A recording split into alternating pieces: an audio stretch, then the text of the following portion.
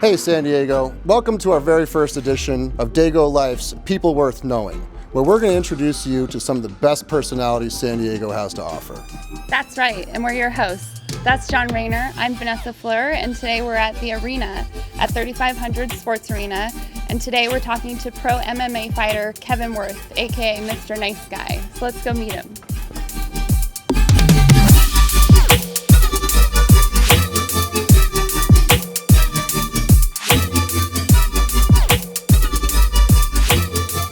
Hey guys, we're here with Mr. Nice Guy, Kervin Wirth. We're going to ask him some questions, find out a little bit more about him.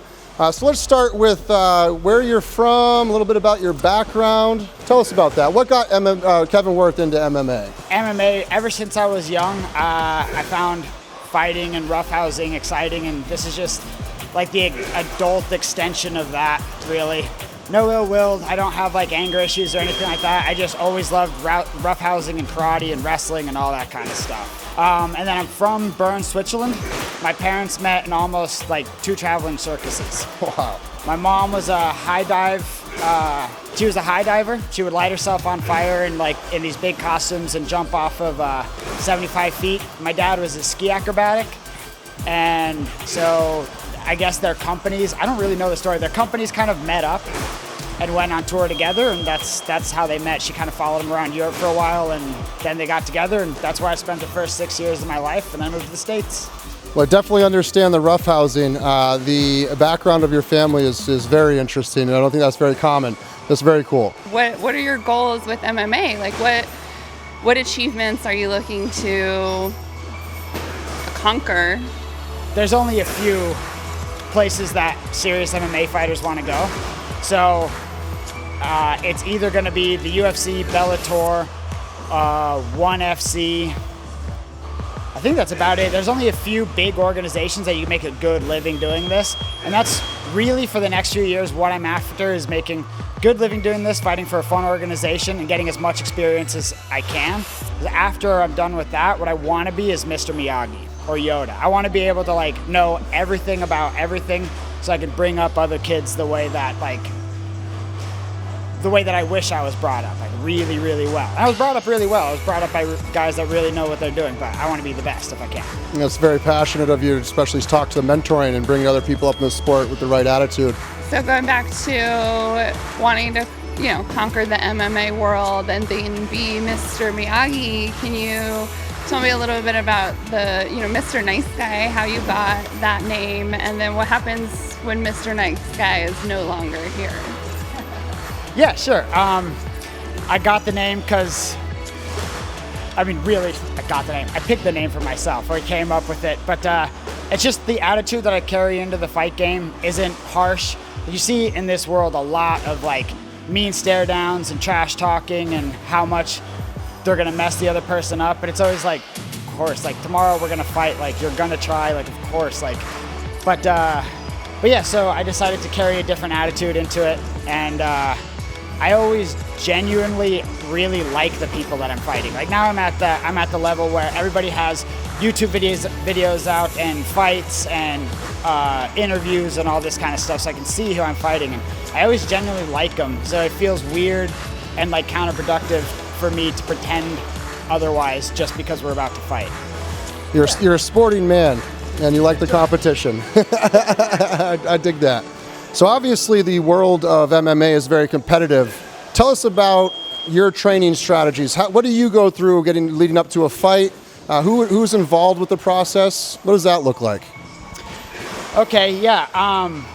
Everybody in this world grinds really, really hard. That's the big thing. As soon as you step into the gym, it's a lot about how hard you work and grinding and all of that stuff, which is great. And so after a while, that stuff becomes kind of mindless. And where I really have to put my focus is on the other side of it, like the recovery side, making sure that I'm eating right, sleeping right, rolling out, doing all the things that I need to do so that I can be as fresh as I can be for every training session. I'm always gonna get sore and stuff like that, but yeah, really maximizing my recovery, and then especially like the 10 days leading up to the fight, really dialing back on like the more dangerous kind of sparring and the heavy work, and just making sure that my body's in full order, and not just my body and my mind are in perfect condition to like go do what it has to go do. All right, so obviously there's a lot of training that goes into this, and you take care of your body, but if you could eat one thing in the entire world and have zero negative consequences, what would it be? What would you eat? You know the donut shop next to Dead Balance Fitness? Probably everything in there. Yeah, that's a pretty good set. I got them lined up around the door. Yeah, exactly, every day. So, Kevin, one of the things when we were talking earlier that interests me is you've got some travel plans going up. Can you talk to us a little bit about that and maybe a little bit about how we're going to be able to take a sneak peek? Yeah. Ever since I was young, I've been wanting to really figure out martial arts, and so I started in my local community, and there just happened to be a really good gym there called Durango Martial Arts. A lot of good black belts that train there. So that's where I started and turned pro. And then I became kind of the striking coach through there and was running my own program. So I wanted to go somewhere else with even more high-level coaches that have been in the UFC and stuff like that. So I came out here. There's a really big fighting culture here.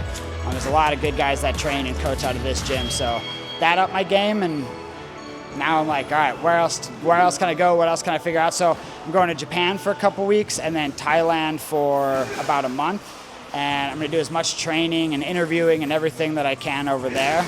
Yeah, and I'm going to try and capture it all so I can kind of like show everybody how other cultures train, how other people think and kind of approach the game mentally. So we're going to do that through Digital Dojo MMA on YouTube. So yeah, check that out. And I think like a big part of it for me is the techniques are always really like readily handed down, right? When you go to a school, everybody's always showing you techniques, but what I'm having a chance to do is talk to these guys that have been in the UFC or had, 50, 60 fights and talk to them about how they get mentally prepared, what they do or don't think about, all the things that can really like make or break you, because it's hard to hold your stuff together for 15 minutes in a full-on fist fight. So that part's always been the most interesting kind of aspect to me, is like, how do you think and how do you hold yourself together and stay calm for these 15 minutes? So I get to be able to talk to people about that. Who are some of the people that you're actually going to go seek out? I said you're going to go talk to a couple people. Any examples? Well, the Thai culture, especially in the world that I'm from, everybody goes out there and trains, and you're going to be surrounded by Thai fighters that have had 150 fights. So I'm sure, hopefully, if I can find some English speakers out there, they'll have some good insights for me. But up until now, I've been able to interview Chris Lieben, who's in the UFC Hall of Fame. He's one of my coaches here.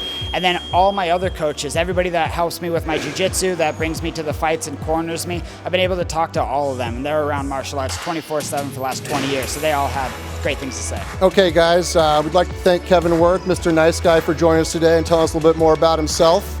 Thanks for joining us on our very first edition of People Worth Knowing, a Dago Life digital publication series. So check us out on YouTube, Instagram, Facebook. See you later. See you later. Bye.